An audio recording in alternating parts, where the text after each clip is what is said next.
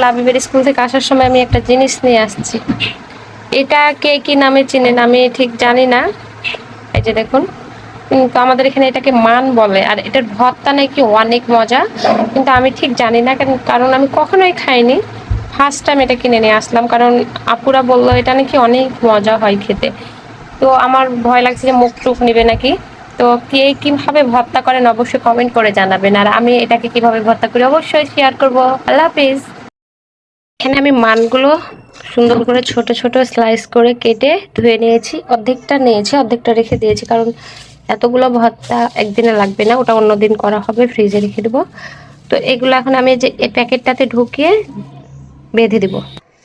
তাই যে এখানে আমি ভাত চাপিয়ে দিয়েছি, এই ভাতের মধ্যে আমি এখন এই প্যাকেটটা দিয়ে দেবো মানের। এই যে দিয়ে দিলাম, সিদ্ধ হলে ভর্তা করার পালা। আগে পেঁয়াজ মরিচ ভেজে ঢেলে রেখেছিলাম, আর এখন হচ্ছে আমি মানটায় যে দেখুন কি সুন্দর হয়ে সিদ্ধ হয়েছে, এটাকে আমি এখন এইভাবে ভর্তা করে নিচ্ছি। কিন্তু আমার তো খুব ভয় করছে, যদি আমার মুখ